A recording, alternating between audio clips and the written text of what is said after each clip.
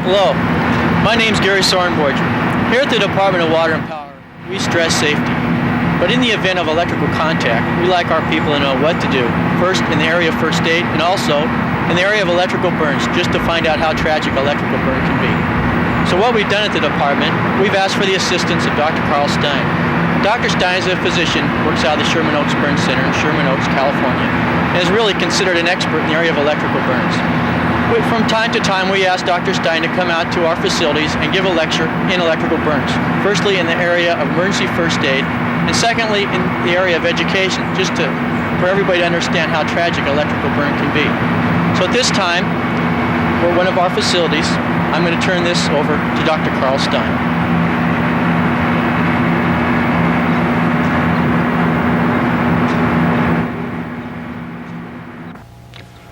All of us are constantly exposed to the danger of being burned in our lifetime. But you, on the job, have a greater exposure to a particular type of burn. When you have been electrocuted, you have been burned. Burns may be considered as tissue destruction by energy, such as thermal, electrical, chemical, and radiation.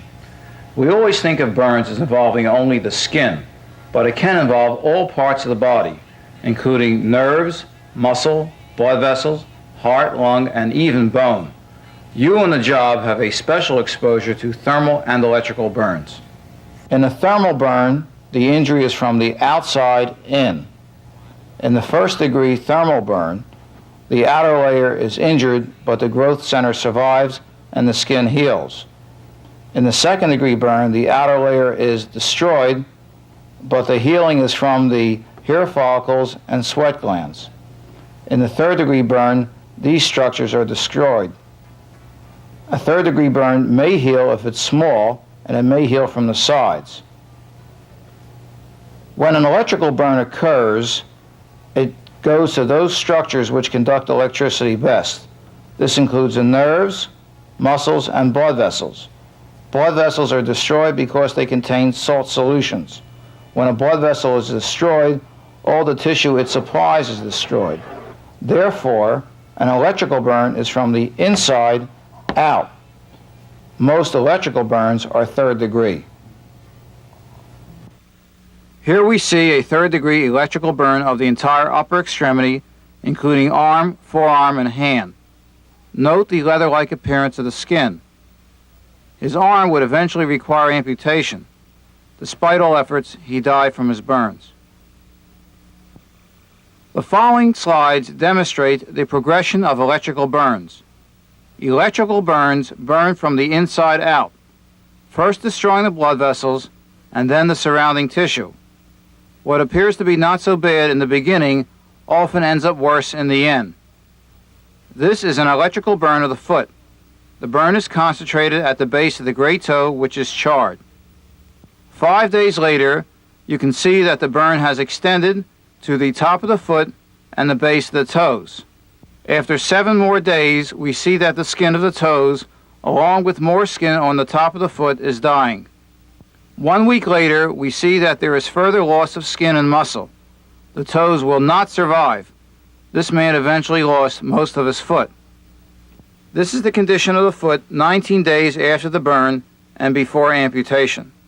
This is another example of the progression of electrical burns. This is an electrical burn of the leg and foot. Note the small red area of the ankle. Normally, you might expect this to heal, but with electrical burns, the injury gets worse. 1 month later, we see a much larger hole on the ankle. This required skin grafting, and the foot was salvaged. This is an example of an electrical burn of the entire lower extremity, including thigh, leg, and foot. We see a blowout injury of the heel. This is where the high voltage electricity passes from the person to the ground and literally blows out the tissue. This foot was eventually lost. You can also see a cut or incision which was done in an attempt to save the foot. This is discussed next. The following slides demonstrate treatment for electrical burns. Third-degree electrical burns cause a leather-like transformation of the skin. This becomes very tight as the limb swells and will further press on the blood supply. It acts as a tourniquet. Therefore, to allow the blood to go to the foot, which may not be burned, we have to make cuts or incisions into this leather-like skin. This allows the tissue underneath to expand and the blood supply to continue. This is done immediately upon arrival into the burn unit. After the stabilization of the patient, our goal now is to remove the dead tissue and prepare the burned limb for grafting. Here we are cutting away the dead skin, and in this case going down to the muscle. This frequently has to be done more than once. Of course, this is done with the patient asleep under general anesthesia. After this, granulation tissue or proud flesh will grow from the raw exposed tissue beneath the skin. On this we put skin grafts. It is very painful for the patient during this time. This is an example of the taking of a skin graft. This can be done in several ways. In this case, we use a machine that is like a small lawnmower.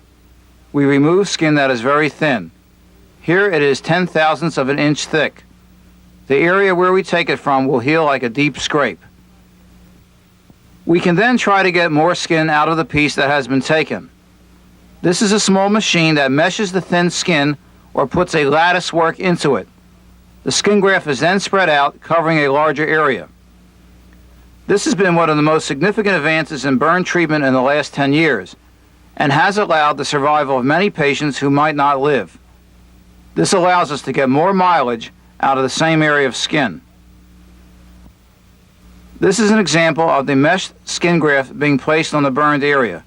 Note the red granulation of the raw burn.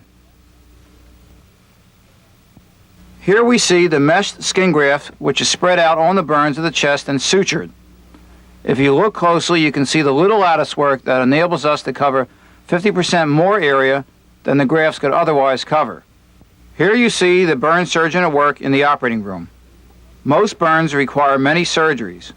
With major electrical burns, 5 surgeries are possible, and additional complex reconstructive surgeries may be required to produce function in the injured area. Here is a slide of a third-degree electrical burn of the upper extremity. The patient is having many procedures performed on him since he has just arrived in the burn center. Electrodes are in place to monitor his heart. One of the major initial problems of electrical injuries is the heart injury. Electricity will travel through the heart, disturb the conduction system, and injure the muscle. This is a major source of death. Once the patient has been stabilized, they must be treated for the specific burn injuries. In this slide, we are cutting through the lining surrounding the muscle, which is bulging out and is almost 3 times normal. In cases like this, not only does the skin need to be released, but also the lining surrounding the muscle. Electrical burns like this cause such severe swelling of the muscle that if this lining is not released, the muscle will die from its own swelling. Though this burn was very severe, the arm was salvaged. This person is using the arm for simple activities, including simple writing. He will need much more work on this area, and it will never be perfect, but it is of benefit. This is the usual outcome of a high-intensity electrical burn of the leg. What happens is that the tissue in the leg will die and create poison which will threaten the life of the patient. The patient is already in jeopardy from the heart injury caused by the electricity. Therefore, we remove the limb in an attempt to save the life. Despite all efforts, this patient died. This is the other end of a similar type of injury. This is the amputation stump of the leg. Here we still see white dead muscle. This amputation was done in an area where some of the tissue was living. However, there was further death of the muscle as demonstrated. This patient eventually died from shock and liver and lung injuries caused by the electrical burn. Hello, my name is Gary Sornborg, Department of Water and Power, and today we're going to interview Bob Bower. And I just couldn't believe what I saw. You know, I mean, it was real. It just looked like it was blood and just a mass, you know, and you know, I looked at it and it looked like it just looked like something that it looked like something, you know, you'd hang. Sure. You know, when I looked at it, I didn't think that. you know, I didn't think there was much left of it, you know, and then